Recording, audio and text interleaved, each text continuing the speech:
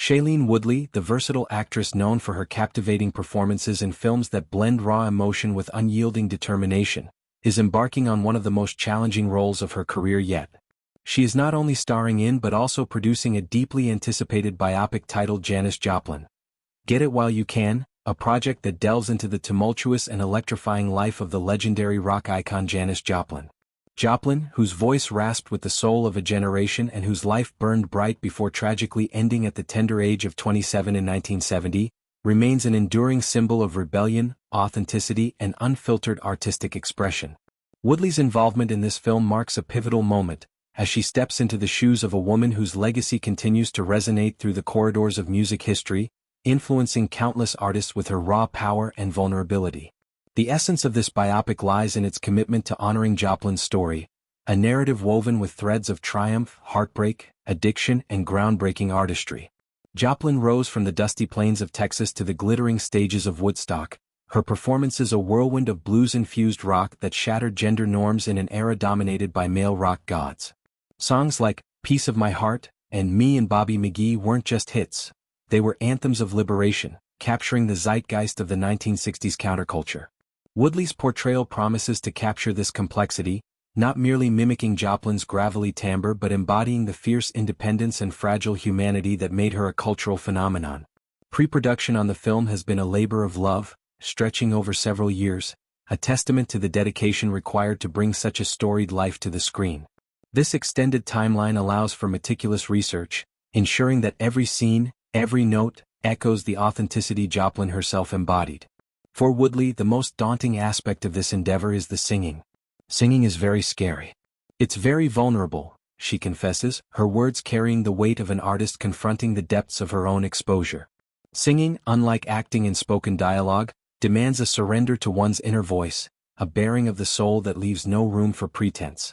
Woodley, who has navigated the emotional landscapes of roles in The Fault in Our Stars and Divergent, where she portrayed resilient young women grappling with loss and identity, now faces a performance that requires her to channel not just emotion but melody. The vulnerability she describes is palpable.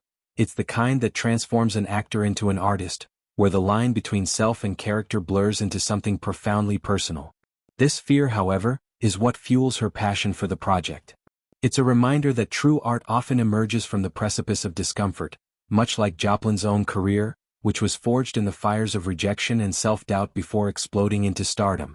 The film's development has not been without its hurdles, but recent advancements signal a promising path forward. With the support of California's tax incentives, the production gains not only financial breathing room but also a symbolic nod to Joplin's deep ties to the West Coast. Woodley herself reflected on this serendipity, imagining Joplin's spirit delighting in the knowledge that her story is revitalizing opportunities in the very landscapes she once roamed.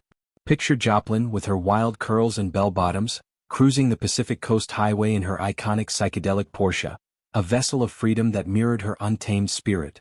I have a feeling Janis would be smiling ear to ear, zipping down the PCH in her psychedelic Porsche knowing her story is bringing opportunities and funding to the city and people that held so much significance to her, Woodley shared, her statement infused with a poetic reverence for the past. This connection to place underscores the biopic's thematic core. How personal histories intertwine with cultural geographies, shaping legacies that endure. Woodley's enthusiasm for Joplin extends beyond mere admiration. It's a groovy, almost mystical affinity. In a candid conversation on a late-night talk show, she described the 7-year journey of bringing this film to life, her eyes lighting up as she called Joplin, such a groovy chick, man. This colloquial affection reveals Woodley's immersion in the era, a deliberate choice to honor Joplin's free-spirited essence. Joplin wasn't just a singer, she was a beacon of light in a world shadowed by conformity, her performances a defiant cry against the status quo. Woodley's portrayal aims to illuminate this singularity, exploring how Joplin's voice, raw, aching, joyous, cut through the noise of her time to touch universal truths. The film's wardrobe, too, plays a crucial role in this authenticity. When pressed about accessing era-specific attire, Woodley revealed with a grin, "We have the outfits. Everything." This attention to detail, from fringe vests to feather boas, ensures that the visual storytelling complements the sonic one, immersing audiences in the haze of Haight-Ashbury and the electric pulse of festival crowds. Central to Woodley's preparation is her collaboration with Linda Perry, the powerhouse behind Four Non-Blondes' What's Up?, and a prolific songwriter, singer, and producer in her own right. Their partnership, honed over years of close work, bridges the gap between Joplin's improvisational blues and contemporary production techniques. Perry's expertise lies in crafting songs that pulse with emotional truth, much like Joplin's own compositions. Together, they dissect Joplin's catalog, reinterpreting classics while potentially weaving in original pieces that capture her evolution.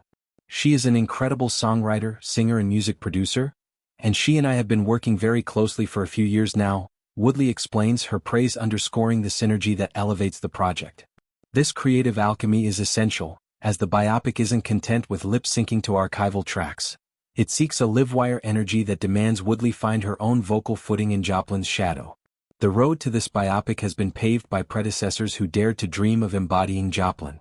Actresses like Amy Adams, with her crystalline voice and dramatic depth, Zooey Deschanel, whose quirky charm echoes Joplin's offbeat allure, Pink, the pop-rock rebel whose stage presence rivals Joplin's ferocity, Melissa Etheridge, a gravel-voiced survivor of the music industry's trials, Brittany Murphy, whose tragic vibrancy mirrored Joplin's own, and Renée Zellweger, whose transformative roles in Chicago and Judy proved her mettle in musical biopics, all lent their talents to earlier iterations that, for various reasons, never materialized. These near misses highlight the project's elusive nature, a phoenix that refuses to be caged until the right confluence of passion and timing aligns.